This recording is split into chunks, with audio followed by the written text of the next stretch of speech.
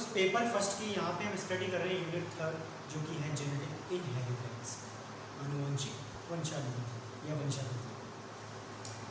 Students, हमारी last video अगर हम बात करें तो आपने देखा होगा कि उसमें हमने जेनेटिक्स किसे कहते हैं, किसने इसकी डिस्कवरी की और क्या क्या इसके जो मुख्य लक्षण हैं, मतलब जिसने इसकी डिस्कवरी की, किस बेस पे डिस्कवरी की, किस पादप पे उसकी खोज की, और सारे के सारे जो पॉइंट्स हैं वो हमने देखे थे। फिर उसके बाद में एक और वीडियो थी, उसमें हमने देखा था मोनोहाइब्रिड क्रॉस, एक संकर संकरण, जिसमें हमने देखा था कि मेंडल ने मोनोहाइब्रिड क्रॉस से जो रिजल्ट प्रिपेयर किए थे, उस रिजल्ट से उसने 2 नियम दिए। कौन कौन से नियम? तो पहला नियम उसमें था प्रभाविता का नियम और दूसरा था पृथक्करण का नियम। ये दोनों के दोनों एक संकर संकरण के रिजल्ट हैं। उसमें हमने देखा था कि जब हम क्रॉस करवाते हैं, मतलब जब हम जो कि मेंडल ने 7 जोड़ी विपर्यासी लक्षणों का अध्ययन किया था, उसमें से जब हम एक सिंगल कैरेक्टर को स्टडी करते हैं और जब उनका हम क्रॉस करवाते हैं तो हमें रिजल्ट कुछ इस प्रकार थे कि लक्षण अनुपात तो हमारा आया था 3:1 और हमारा जो जीन अनुपात आया था वो आया था 1:2:1। जिन स्टूडेंट्स ने ये वीडियो नहीं देखी है वो आप देखें, और उन्हीं के लिए मैं यहाँ पे इस आज की वीडियो को नई टेक्निक से स्टार्ट करने जा रहा हूँ कि पहले हम इसमें करेंगे क्वेश्चंस, मतलब 2 क्वेश्चंस आपको मैं करवाऊँगा। एक क्वेश्चन सामने बोर्ड पे लिखा हुआ है, इसके बाद में सेकंड क्वेश्चन हम एक बार वापस करेंगे, फिर हम नेक्स्ट जो आज का इंपॉर्टेंट टॉपिक है that is the dihybrid cross, द्विसंकर संकरण, उसके बारे में बात करेंगे। क्लियर है? तो हम स्टार्ट करते हैं हमारा ये वीडियो। तो सबसे पहले हम बात करते हैं यहाँ पे फर्स्ट क्वेश्चन की। इस क्वेश्चंस को भी अगर आप समझ लेते हैं, इस प्रश्न को भी अगर आप आसानी से कर लेंगे तो इसका मतलब है आपने मोनोहाइब्रिड क्रॉस समझ लिया है, आपको आता है। क्वेश्चंस पढ़िए आप एक बार। क्वेश्चन है कि जब 2 लंबे पादप में क्रॉस कराया जाता है तो 45 लंबे पादप और 15 बौने पादप प्राप्त होते हैं, तो लंबे पादप का जीनोटाइप बताइए। बहुत अच्छा क्वेश्चन है और ज़्यादा टिपिकल भी नहीं, बहुत आसान भी है। तो बहुत सारे स्टूडेंट्स हो सकता है कंफ्यूज हो जाएं, हो सकता है उनको डर लगे, लेकिन मैं कह रहा हूँ बहुत ईजी है। कैसे होगा? तो आपको क्या करना है, तो आपको सीधा सा है कि पहले जो आपको दिया हुआ है यहाँ पे आपको दिया हुआ है 45 लंबे पादप और 15 बौने पादप, इनको आप सबसे पहले लिख लीजिए। क्या करेंगे आप यहाँ पे,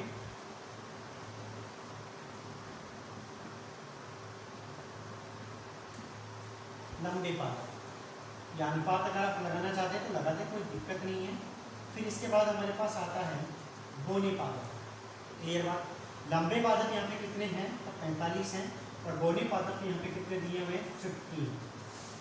कुछ दिमाग चल रहा है आपका क्या कि अगर हम इनको काटना चाहें तो कट रहे हैं क्या? ये 15 × 3 45 1 3:1 का रेशियो आता है।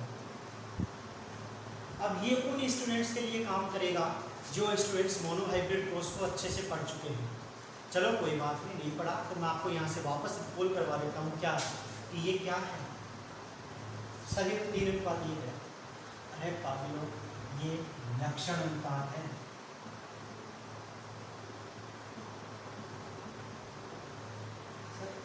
आप आंसर बताओ ना, कि क्यों बता रहे हो ये फालतू की चीज़ें। मैं कह रहा हूँ एक बार आप ये तो समझो कि this is the phenotypic ratio, और फिनोटिपिक रेशियो जब आपको याद आ जाता है तो आपको ये भी याद आ जाएगा कि इस लक्षण को या इस अनुपात को प्राप्त करने के लिए हमने क्या किया था। तो आप वापस रिकॉल करिए कि हमें जो F1 पीढ़ी मिली थी, इस F1 पीढ़ी का हमने करवाया था स्वपरागण, और इसके स्वपरागण से हमें मिला था 3:1 1:2:1। अरे सर अब आ गया है क्या कि ये लक्षण अनुपात इस पादप को स्वपरागण कराने के बाद में मिला था हमें। तो इसका मतलब हमारा क्वेश्चन क्या है, तो दोनों लंबे पादप का, यानी कि अगर मैं ये कहूँ कि ये लंबा पादप है और ये एक लंबा पादप है, तो मैं इनका अगर क्रॉस कराता हूँ तो मुझे क्या मिलेंगे? 15 और 45 और 15 मतलब 3:1 के अंदर ही तो पादप मिलेंगे ना हमें। तो इसका मतलब आंसर क्या हो जाएगा कि दोनों का जो अनुपात, मतलब जो जीनोटाइप होगा वो क्या होगा? Capital T × small t, capital T small t। Clear बात यहाँ पे? This is the answer. अब कई स्टूडेंट सोच रहे हो कि सर आपने क्या कर दिया, कुछ नहीं किया, जो आपको दिया हुआ उसको आप काट के देखिए कट रहा है, तो आपका जो अनुपात जो मैंने बताया था 1:3:1 और 1:2:1, अगर ऐसा कुछ मिलता है तो आप तुरंत आपके मोनोहाइब्रिड के अंदर चले जाइए, और जैसे ही आप मोनोहाइब्रिड में जाएंगे तो हमें ये F1 पीढ़ी याद आ जाएगी। फिर हम देखेंगे कि इसका और इसका हमने क्या करवाया था, सेल्फिंग स्वयं परागण कराया था, तो हमने ये प्राप्त किया। इसका मतलब इनका जो जीनोटाइप होगा वो क्या होगा, capital T small T. Clear है बात यहाँ पे? तो ये है हमारा फर्स्ट क्वेश्चन। मैंने ये टेक्निक इसलिए इस्तेमाल की है क्योंकि ये जेनेटिक्स का पार्ट है, और जेनेटिक्स बहुत सारे स्टूडेंट जो है वो ये भी समझते हैं कि आसान है, और बहुत सारे ये भी समझते हैं कि कठिन है। दोनों के लिए ही ये हेल्पफुल है। जो कठिन समझते हैं उसके लिए आसान करने का, जो आसान समझते हैं उसके लिए कठिन भी है, कि आसानी से क्वेश्चन भी नहीं होते हैं, तो थोड़ा सा दिमाग यूज़ करें। सेकेंड क्वेश्चन हम वापस लिखते हैं, तो एक बार आप इसको आंसर लिखें इसका। नेक्स्ट क्वेश्चन हमारा है कि विषम युग्मजीय लाल फूल वाले पौधे में जब क्या करवाया जा रहा है, स्वयं परागण कराया जाता है, तो कुल हमें कितने पादप मिलते हैं, 64 पादप। और 64 पादप जब हमें प्राप्त होते हैं तो बताइए कि कितने जो है वो सफ़ेद पुष्प वाले पादप होंगे। ऑप्शन आपको दिए हुए हैं कि फर्स्ट है आपके पास 16, सेकंड 64, थर्ड है 32 एंड फोर्थ है हमारा 8। तो बताइए कि इसमें से कितने जो पादप है वो सफ़ेद पुष्प वाले होंगे। अब स्टूडेंट्स दिमाग को घुमाने की कोशिश करें क्योंकि बहुत अच्छा क्वेश्चन है। अच्छा इसलिए बोल रहा हूँ मैं क्योंकि जिन्होंने फर्स्ट बार ही देखा है उसके लिए, बाकी अच्छा नहीं है। बिल्कुल कहे ना कि छोटे से चुटकियों वाला क्वेश्चन है जिनकी जेनेटिक्स बहुत अच्छी है, फिर भी हम ट्राई करते हैं इसको। तो मैंने क्या देखा, आपको जब यहाँ पे ऐसे क्वेश्चन दिए जाते हैं तो वापस आप दिमाग में लगाइए कि पहले तो आप ये क्लियर करेंगे कि हमारे पास प्रभावी क्या है, ठीक है, और दूसरा आप क्लियर कर लेंगे खुद ही प्रभावी क्या चीज़। चलो प्रभावी की बात आती है तो वापस हम मोनोहाइब्रिड के पास जाते हैं। तो मोनोहाइब्रिड में हमने देखा था कि वो लक्षण जो कि विषम युग्मजीय अवस्था में उपस्थित होंगे वो क्या कहलाएंगे, प्रभावी। तो विषम युग्मजीय लाल, दैट मींस लाल विषम युग्मजीय में आ रहा है तो लाल क्या होगा यहाँ पे, प्रभावी होगा। क्लियर बात। तो बचा हुआ सफ़ेद बेचारा अपने आप क्या बन जाएगा, प्रभावी। चलो ये क्लियर हुआ। तेरे दिमाग में वापस एक और चीज़ आनी चाहिए कि अगर लक्षण आपको पूछ रहा है तो मतलब लक्षण अनुपात, दैट इज द 3:1। अच्छा सर बस दो ही चीज़, बस ये दो ही चीज़ अगर आपको पता है तो आप आराम से ये क्वेश्चन कर सकते हो। कैसे कि जब आपको ये बोला है कि टोटल 64 पादप मिल रहे हैं, तो आप ये बात दिमाग में लाइए ना कि जब हमने मोनोहाइब्रिड क्रॉस किया था तो हमें 4 पादप मिले थे। तो 4 में से 3 पादप तो प्रभावी लक्षण वाले थे और 1 पादप कैसा था, अप्रभावी लक्षण वाला था। इसका मतलब ये हुआ कि अगर हम इस 64 को भी 3:1 में डिवाइड कर देते हैं तो हमें क्या मिल जाएगा, हमारा आंसर मिल जाएगा। चलो करो। तो जब हमने 64 को 3:1 में डिवाइड किया तो ये आता है हमारे पास 48:60। अरे सर हम नहीं मानते, आप एक सही करो। अरे तो कोई बात नहीं, 16 एकम 16, 16 गुना 32 एंड 48। ये लो सर आ रहा है वापस। सर हम ये भी नहीं मानते कि 48 और 16 64 होते हैं, जोड़ के होते हैं नहीं। क्लियर बात। इसका मतलब आपसे पूछ क्या रहा है, सफ़ेद पुष्प, इसका मतलब आपसे पूछ रहा है अप्रभावी, इसका मतलब आपसे पूछ रहा है 1 का मतलब है 16 का आंसर क्या हो जाएगा हमारा बस 16। क्लियर बात यहाँ पे। तो इस तरीके से आप ये क्वेश्चन कर सकते हैं। This is the answer. मैं उम्मीद करता हूँ अब आपको मोनोहाइब्रिड जो है वो समझ में आ गया। स्टूडेंट्स ये मेरी मजबूरी थी क्योंकि अब हम जो पढ़ने जा रहे हैं वो डाईहाइब्रिड क्रॉस है, थोड़ा सा टिपिकल है। इसलिए अगर आपको मोनोहाइब्रिड अगर अच्छे से आता है तो डाईहाइब्रिड समझने में 1% भी दिक्कत नहीं होने वाली है। क्यों, देखते हैं, बने रहिए आप। इसलिए आंसर लिख लीजिए आप एक बार।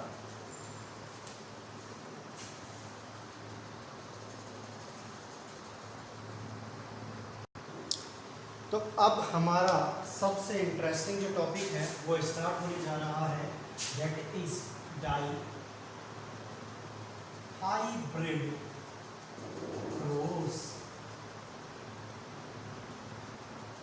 इसका मतलब द्वि संकर, संकर भोले भगवान नहीं है, आप ध्यान रखना, संकरण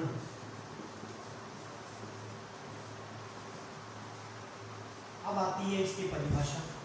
तो जैसा कि मैंने आपको बताया था कि मोनोहाइब्रिड क्रॉस क्या होते हैं, ऐसे क्रॉस जिनमें हम केवल एक लक्षण की वंशागति का अध्ययन करते हैं, उसे हम क्या बोलेंगे, मोनोहाइब्रिड क्रॉस। तो यहाँ पे हम सीधी सी बात है, जब दो लक्षणों की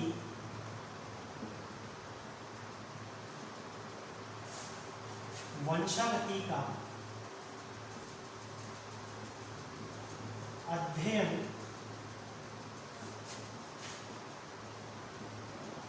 किया जाता है तो उसे क्या कहते हैं, तो उसे डाईहाइब्रिड क्रॉस कहते हैं। वेरी इंपॉर्टेंट पॉइंट है, कोई दिक्कत ही नहीं है। जब दो लक्षण की वंशागति की बात करेंगे तो अब दो लक्षणों की अगर बात की जाती तो मेंडल के कितने जोड़ी लक्षण थे टोटल, तो मेंडल के टोटल कितने लक्षण थे साहब, सर मेंडल के थे, तो मेंडल ने 7 जोड़ी विपर्यासी लक्षणों का अध्ययन किया था।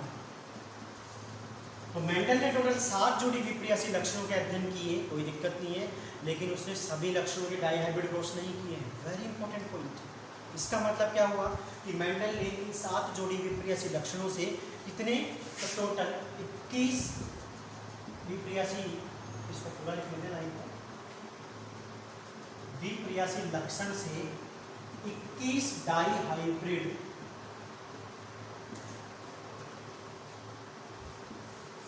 क्रॉस किए। इसका मतलब क्या हुआ, तो इसका इतना सा मतलब ये है कि मेंडल ने कंप्लीट नहीं किया। कंप्लीट का मतलब क्या है कि अगर आप इसको मल्टीप्लाई और मल्टीप्लाई भी करते हैं ना, तो कॉम्बिनेशन जो है वो मतलब जाता है 50 के पास, 50 के पार। 7 जोड़ी लक्षणों को अगर आप दो करके भी अगर सेट करेंगे तो लक्षण का जो कॉम्बिनेशन है वो जाता है 50 के आसपास, या यूँ कहीं भी ज़्यादा ही होता है, लगभग 30 के ऊपर।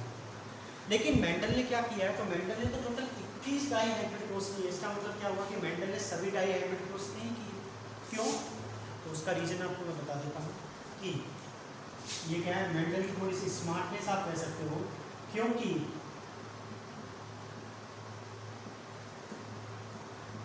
मेंडल अगर सभी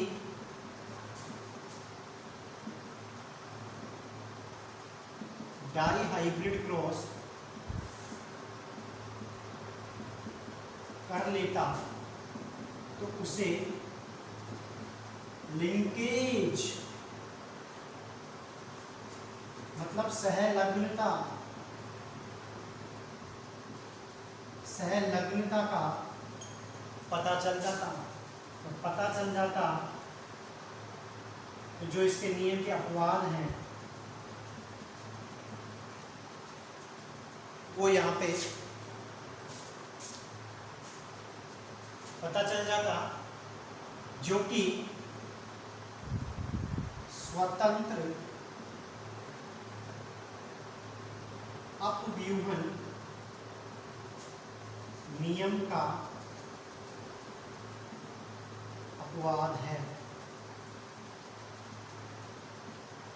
अरे सर ये क्या कह दिया आपने बच्चों, इतनी सी बात है कि मेंडल ने क्या किया था, जल्दी से आपको मैं बात बता दूं। मेंडल हमेशा ये बोल के गया,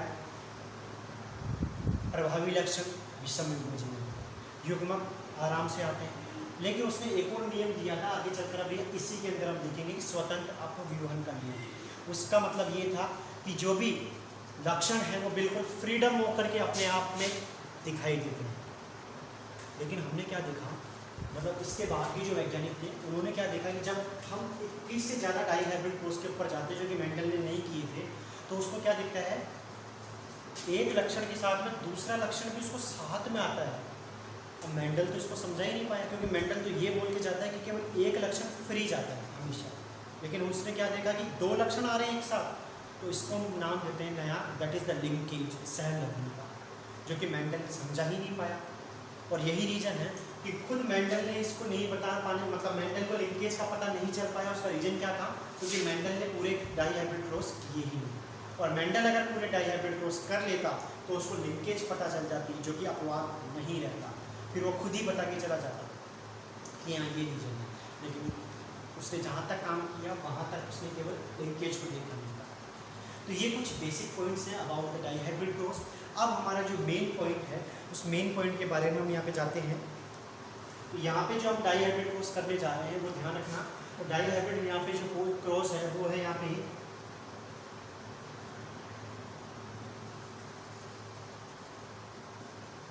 बीज का आकार या बीज चोल का आकार, और सेकंड है हमारे पास यहाँ पे फली का रंग।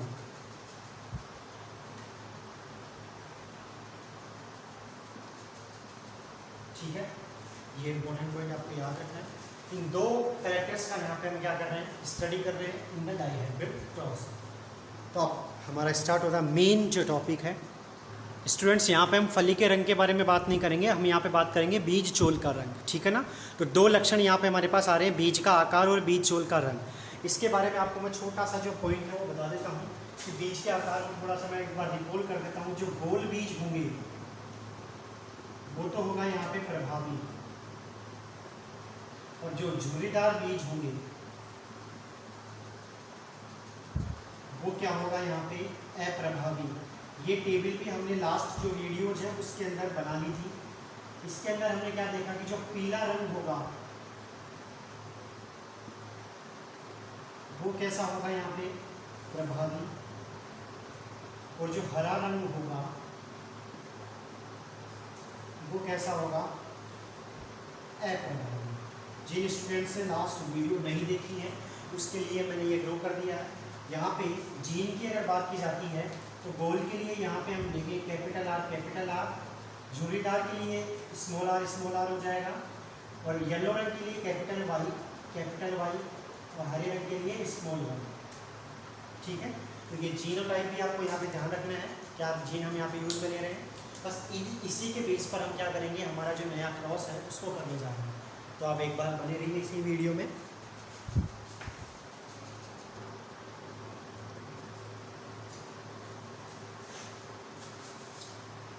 इस क्रॉस को आप थोड़ा सा ध्यान से देखेंगे। यहाँ पे मैंने क्या लिया है, सबसे ऊपर की तरफ यहाँ पे मैंने लिया है वो पीले बीज कह सकता हूँ इसको मैं, और एक तरफ मैंने लिया है झुर्रीदार हरे बीज। ठीक है, क्लियर बात। यहाँ पे गोल के लिए मैंने बताया था आपको कि गोल के लिए यहाँ पे जो जीनोटाइप होगा दैट इज कैपिटल आर, क्योंकि प्रभावी है इसलिए इसको हमने कैपिटल लेटर से लिखा है। और पीले के लिए यहाँ पे होगा कैपिटल वाई। इसी प्रकार यहाँ पे अगर हम इसको लिखेंगे स्मॉल आर और स्मॉल वाई। क्लियर बात यहाँ पे। इसको आप चाहें, मैंने आपको जैसा कि बताया था, आप एक को क्या मानेंगे मेल और एक को आप फीमेल मान सकते हैं। क्लियर बात यहाँ पे, क्योंकि हमने कहा कि विदाउट सेक्स डिटर्मिनेशन हम क्या नहीं कर सकते, क्रॉस नहीं कर सकते। ठीक है ना। इसके बाद में वही बात कि मेंडल की जो तकनीक थी, क्या तकनीक थी मेंडल की, तो मेंडल ने क्या किया था, जो शुद्ध जनक थे, इसका एक और नाम आप यहाँ पे लिख सकते हैं शुद्ध जनक।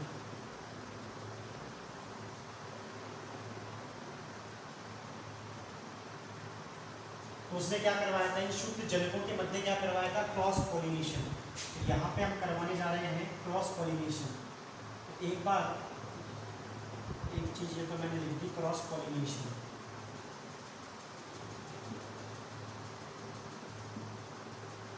ठीक है, क्रॉस पॉलिनेशन की अगर बात की जाती है तो क्रॉस पॉलिनेशन तो होगा कब, ऐसा तो है नहीं कि डायरेक्ट मतलब जो पेरेंट्स हैं उन्हीं के बीच में हो जाएगा, नहीं।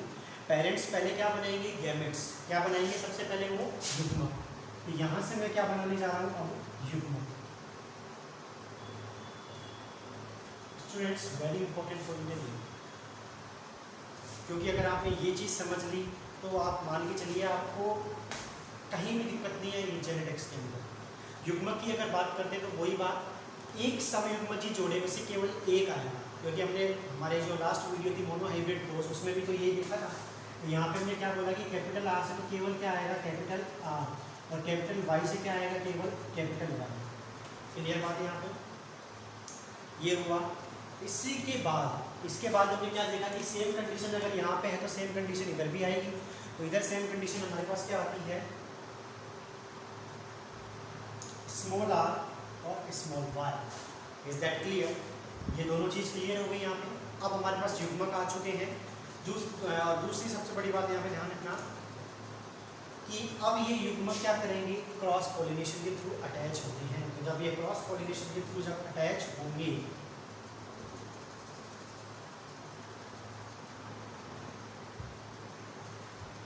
क्या होगा, तो ये युग्मक और ये युग्मक आपस में क्या होंगे, अब मिक्स करेंगे, मतलब मिक्सिंग जब इनके अंदर होती है। तो ये ध्यान रखना स्टूडेंट्स, ऐसा मत सोचना कि ये जो आर है पहले इस आर से अटैच होगा और वो आर पहले उससे अटैच होगा। अभी ऐसा कुछ नहीं होगा, अभी केवल क्या होगा, सिंगल, मतलब ये पूरा का पूरा एक पेयर है और ये एक पेयर है, ठीक है। ये दोनों पेयर आपस में क्या होंगे, यहाँ पे अटैच होंगे। यहाँ पे जब ये अटैच होते हैं तो हमें F1PD जो है वो बिल्कुल ये लिखती है, capital R small R capital Y small Y, this is the F1 generation, ठीक है। और जब इसका लक्षण देखा गया तो लक्षण हमें क्या देखने को मिला, तो लक्षण हमें देखने को मिला गोल व पीले बीज। क्या देखने को मिला, गोल व पीले बीज। लेकिन ये कैसे थे, अशुद्ध थे, या इसी को हम कहते हैं विषम युग्मजीय।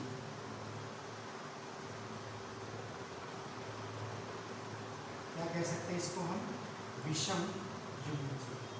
क्लियर बात है यहाँ पे। तो ये हो गया हमारे पास F1PD का।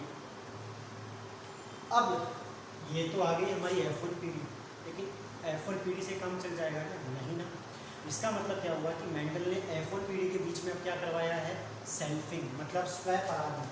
तो मेंडल अब क्या करवाएगा इसके बाद में,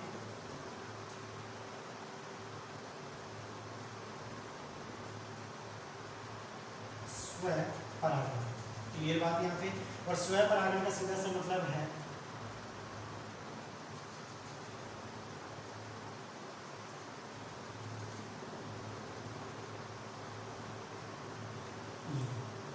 कोई दिक्कत, क्योंकि स्वपरागण में होता क्या है कि जो F1PD आती है उसी F1PD का दूसरे F1PD के पादप के साथ में क्रॉस करवाया जाता है, मतलब सेम पादप के साथ में, सेम पादप जीनोटाइप के साथ में क्रॉस करवाया जाता है। तो उसको हम क्या कहते हैं, स्वपरागण कहते हैं। अब स्वपरागण की अगर बात आती है तो स्वपरागण के अंदर सबसे पहले वही प्रोसेस होगी, क्या, युग्मक बनेंगे। युग्मक बनने के बाद में हमारे पास रिजल्ट आएगा।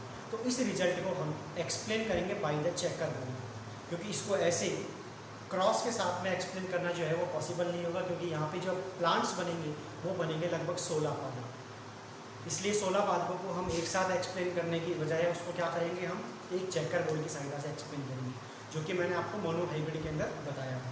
तो एक बार आप वहाँ पे जाके उसको देख सकते हैं। हम इसको आगे कंटिन्यू करते हैं।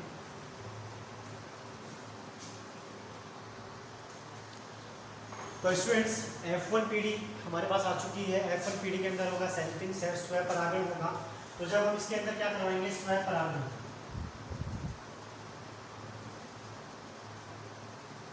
तो स्वपरागण कराने से पहले हमें क्या प्रिपेयर करना होगा, युग्मक। और युग्मक के लिए मैंने आपको बताया था कि अगर विषम युग्मजीय जोड़ा है तो उस विषम युग्मजीय जोड़े के अंदर जो जीन, जोड़े के जो दोनों जीन या दोनों कारक होंगे वो एज ए युग्मक काम करेंगे। तो यहाँ पे हमने क्या देखा कि इसमें भी ये विषम युग्मजीय है, ये भी विषम युग्मजीय है। तो कैपिटल आर और small R, capital Y small Y, सारे के सारे युग्मक बनाने के लिए रेडी है। तो अब युग्मक कैसे बनेंगे, क्योंकि ये क्या है, पेयर के अंदर उपस्थित है, द्विसंकर है, तो इसलिए दोनों लक्षणों का एक साथ उपस्थित होना जरूरी है एक युग्मक में। तो यहाँ पे हमने क्या देखा कि कैपिटल आर स्मॉल वाई के साथ क्रॉस करेगा, स्मॉल और मतलब आपस में एक दूसरे के साथ जब क्रॉस करेंगे तो टोटल हमें कितने युग्मक मिल जाएंगे, 4 युग्मक। कितने, 4 युग्मक जो है वो हमें यहाँ प्राप्त होते हैं। क्लियर बात यहाँ पे। It is a very important point कि आपको युग्मक कैसे बनाने चाहिए। आपको करना कुछ नहीं है, जैसा कि एक बार मैं आपको वापस F1 का रिकॉल करवा देता हूँ। जब हमने F1 पीढ़ी का जब क्या करवाया था, वहाँ पे स्वयं परागण कराया था मोनोहाइब्रिड के अंदर, तो ये अलग आया था और ये अलग आया था। लेकिन वहाँ पर हमने क्या देखा था कि केवल हम एक समय में एक ही लक्षण की बात कर रहे हैं, इसलिए जीन सिंगल था। लेकिन यहाँ पे हम 2 लक्षणों की बात कर रहे हैं, इसलिए ये क्या हो जाएगा, डबल हो जाएगा। बस फर्क इतना सा है और कुछ भी नहीं है, ठीक है। तो ये ऐसे युग्मक टोटल हमें मिलेंगे। तो एक F1 पादप से हमें कितने मिलेंगे, 4। तो 2 हैं F1 पादप, तो कितने हो जाएंगे टोटल, 8 युग्मक हो जाएंगे।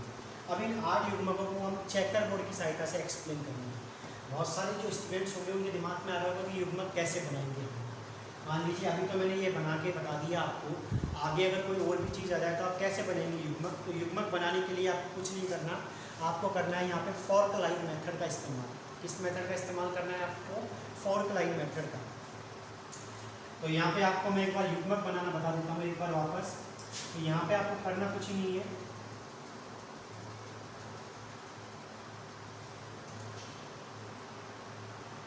आपको इसको एज इट इज ऐसे की ऐसे लिख लेना है। सॉरी, एक साथ इसको लिखना है। मैं आपको पादप तो पहले ये मिला है ना पूरा का पूरा।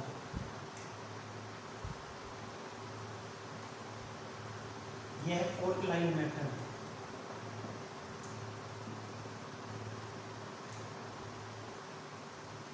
ठीक है ना, युग्मक बनाने के काम आता है ये बेसिकली। वैसे तो बहुत सारे जो टीचर्स होते हैं वो ट्रिक बता देते हैं, 2 की पावर n, और n यहाँ पे होता है विषम युग्मजी जोड़े। लेकिन ये ट्रिक बहुत बार फेल हो जाती है। अगर इस ट्रिक में अभी हम ये अप्लाई करते हैं तो 2 की पावर 2 का मतलब 4 युग्मक, ये तो हमारे पास आंसर आ जाता है। लेकिन कभी कभार ज़्यादा अगर हो जाते हैं तो काम नहीं करता। फिर भी अगर आपको ये ट्रिक याद रखनी है तो आप रख सकते हैं, बाकी मैं इसको सजेस्ट नहीं करूँगा। मैं करूँगा कि आप फॉर्क लाइन मेथड से ही क्या करें, जो युग्मक है वो बनाएं। आपको करना कुछ ही नहीं है, सीधी सी बात है, ये पेयर अलग है और ये पेयर अलग है। क्लियर है पहली बात तो ये। हमें ये भी पता है कि ये जो जीन है ये इनके साथ क्रॉस करेंगे, ये जीन इनके साथ क्रॉस करेंगे। क्लियर है ना ये बात। तो आपको इसमें क्या करना है, छोड़ो पकड़ो का मेथड जो है वो इस्तेमाल करना है। कैसे, मैंने अभी इसको पकड़ लिया तो आपको इस ग्रुप को छोड़ देना है। मैं क्या करता हूँ, पहले मैं ये रख देता हूँ। मैंने कहा ना, मैंने इसको पकड़ लिया, इस वाले ग्रुप को छोड़ दिया, कोई दिक्कत नहीं है। अब मैंने वही बात रिपीट की है कि ये जो ग्रुप होगा ये इनके साथ भी क्या करेगा, क्रॉस करेगा। चलो इसको एक बार बड़े वाई के साथ और एक बार छोटे वाई के साथ क्रॉस करवा देते हैं। इसी प्रकार इसका भी जब हम कैपिटल वाई और स्मॉल वाई के साथ क्रॉस कराते हैं तो हमें रिजल्ट क्या मिलता है, capital R capital Y, capital R small Y, small R capital Y और स्मॉल आर स्मॉल वाई। वही युग्मक मिल रहे हैं ना, बिल्कुल ऐसे भी 4 युग्मक आ गए, कोई दिक्कत। अब वापस बहुत सारे स्टूडेंट जो है वो दिमाग लगाएंगे कि सर आपने तो ये तो बता दिया, इससे ज़्यादा आ जाएंगे तो क्या करेंगे हम। करना कुछ नहीं है, इस चैनल को सब्सक्राइब करना है। पहले चैनल सब्सक्राइब कर दोगे ना तो ये मान के चलो सारे के सारे जो डाउट है वो क्लियर हो जाएंगे। चलो करते हैं। एक से ज़्यादा, मैंने कहा ना, एक से ज़्यादा भी अगर आपके पास आ जाते हैं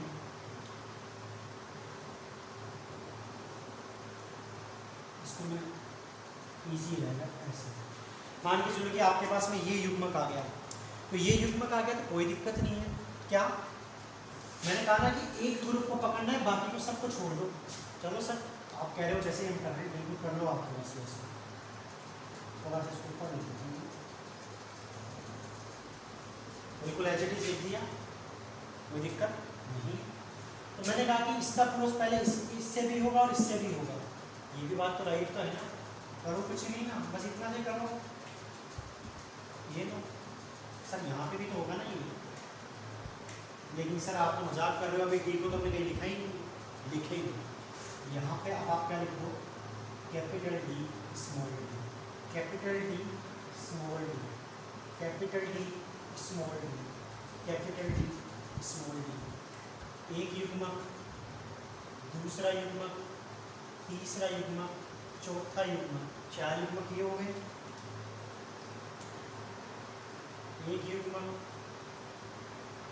दूसरा युग्मक, तीसरा युग्मक, सॉरी ये लाइन छोड़ दी, तीसरा युग्मक और इसी तरीके से चौथा युग्मक। 4 युग्मक यहाँ बन गए, 4 यहाँ बन गए, तो कितने हो गए 8। हमारी जो ट्रिक थी 2 की पावर n, और n यहाँ पे थे विषम युग्म ये जोड़े कितने 1 2 3, कितने हो जाएंगे 2 की पावर 3 का मतलब 8। सर सही है। देखिए मैं क्या कर रहा हूँ, इस विधि से आपको नहीं निकालने हैं, इस विधि से आप अगर निकालेंगे तो नंबर भी सही आएंगे और जोड़े भी सही बनेंगे।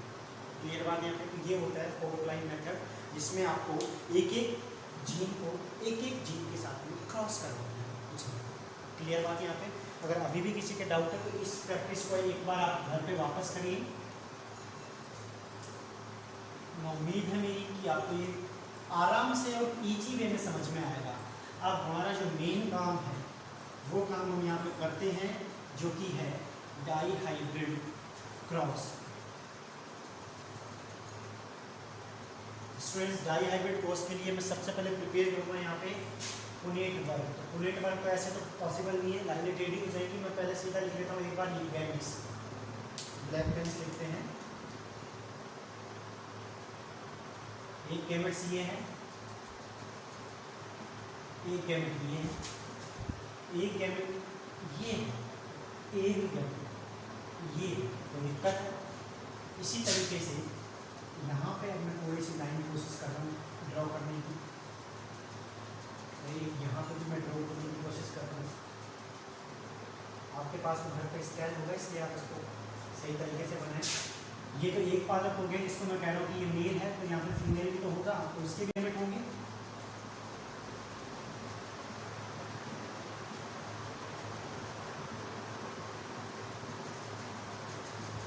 ठीक है। अब क्या करना है सर? अब तो जादू होगा। क्या जादू होगा? देखते रहिए बस। हम इन्हीं के अंदर इनके लक्षण भी लिखेंगे साथ के साथ। अब टेबल भी अच्छी लग रही है, ठीक है। बाकी का आप खुद प्रिपेयर कर लीजिए।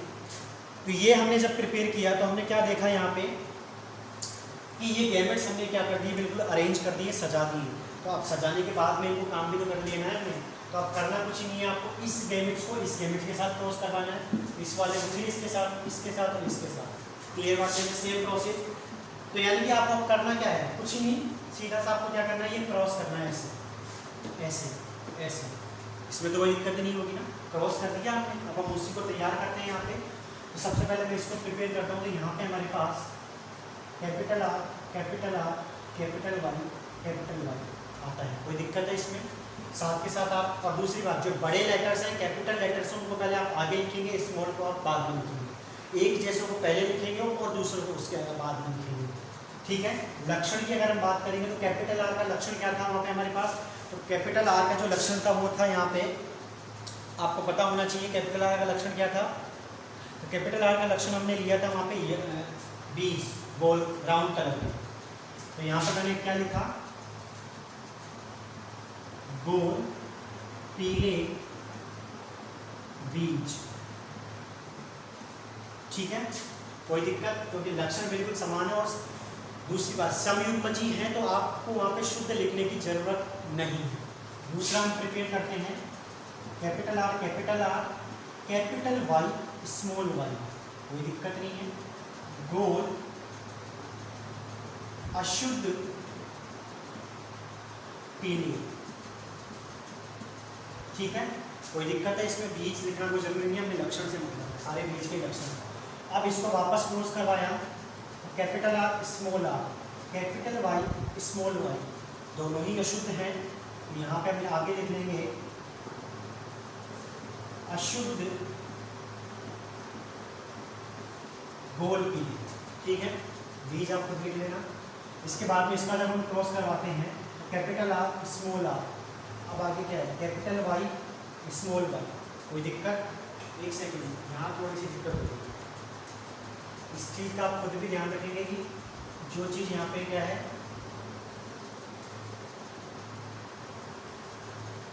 क्योंकि हमें क्रॉस जो है वो बिल्कुल तरीके से करना है। हो सकता है मेरे से जल्दबाजी में कोई मिस्टेक हो जाए, लेकिन आप थोड़ा सा ध्यान रखेंगे। अब इसका जब हम लक्षण लिखते हैं तो लक्षण हमने क्या लिखा, दोनों ही अशुद्ध आ रहे हैं अब हमारे पास। और दोनों अशुद्ध क्या है? तो अशुद्ध गोल पीरियड।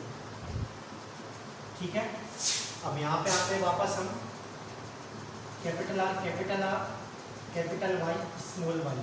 ठीक है, इसी तरीके से यहाँ पे हम आते हैं capital R, small Y, capital R, small R, capital Y, small Y, capital R, small R और स्मॉल वाई। तो दिक्कत next capital R, small R, capital Y, capital R, small R, capital Y, small R, small R, capital Y, small R, capital Y, small Y. Next capital R, small R, capital Y, small Y, capital R, small Y और small Y, capital small R, capital Y और small Y, small R, small Y and small Y. Clear बात यहाँ पे? ये हुआ हमारा पूरा का पूरा चेकर बोर्ड कंप्लीट। लक्षण में अब एक बार लिख लेता हूँ इनके।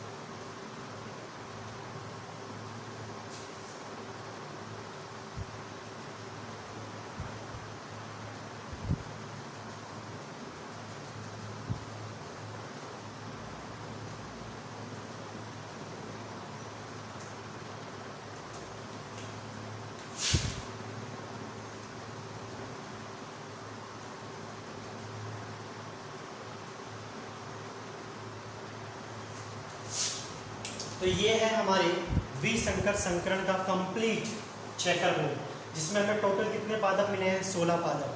अब इसकी आप टोटल लक्षण काउंट करेंगे, टोटल जीनोटाइप काउंट करेंगे, फिर मुझे आप रेशियो बताएंगे।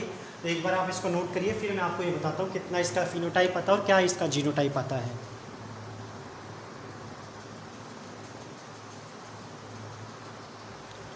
और स्टूडेंट्स, अब आपका ये खुद का घर का होमवर्क है, एक तरीके से आप खुद करेंगे। मैं यहाँ पर लिख देता हूँ आपको एक बार। लक्षण अनुपात, तो लक्षण अनुपात हमारे पास आता है 9:3:3:1। वेरी इंपॉर्टेंट पॉइंट है, बहुत सारे एग्जाम्स में पूछा जाता है। फिर इसके बाद हमारे पास आता है जीन अनुपात। जीन अनुपात इसका होता है 122, 412, 121। वेरी इंपॉर्टेंट रेशियो है, बहुत बार एग्जाम्स में पूछा जाता है। ये आपका खुद का घर का होमवर्क है, कि आप मुझे कमेंट बॉक्स में लक्षण के साथ में 9 3 3 1 कौन से ऐसे पादप है जो कि बिल्कुल हमें एज इट इज़ मिले हैं, और 100 ये पूरा का पूरा जो जीनो अनुपात है विद जीनोटाइप आप मुझे कमेंट बॉक्स में बताएंगे। इससे मैं ये मान लूँगा कि आपको ये जो डाई हाइब्रिड कोर्स है बिल्कुल समझ में आ चुका है। ठीक है स्टूडेंट्स, इतना सा काम आपको मैंने दिया है वो आप खुद करेंगे। फिर इसकी अगर हम बात करते हैं तो यहाँ पे एक और चीज़, यहाँ पे जो लक्षण अनुपात है, जीन अनुपात है, इसको भी कैलकुलेट करने के लिए फोर्थ लाइन मेथड का आप इस्तेमाल कर सकते हैं। वो कैसे करेंगे आपको मैं बता दूँ कि अगर आपको मोनोहाइब्रिड क्रॉस पता है और मोनोहाइब्रिड क्रॉस का लक्षण अनुपात अगर आपको पता है तो यहाँ पे ये थोड़ा अलग पॉइंट है इसके अलावा। तो जैसे कि उसमें होता है 3:1, वही बात जैसे कि अभी हमने किया था, आपको ये करना है, बस इतना सा करना। जब आप ये कर लेंगे आपके पास में वापस 9 3 3 1 आ जाएगा, और आप यही काम आप 1 2 1 के साथ भी कर सकते हैं। तो फोर्थ लाइन मेथड सबसे यूजफुल है, सबसे बेनिफिशियल है। ठीक है, ये हम नेक्स्ट वीडियो के अंदर जब हम उसके डाई हाइब्रिड कोर्स के जो क्वेश्चन हैं वो सोल्व करेंगे तो उसमें आपको बताएंगे। ठीक है, मैं उम्मीद करता हूँ आपको ये वीडियो अच्छी लगी होगी और समझ में आई होगी। Thank you very much students इतनी देर वीडियो देखने के लिए।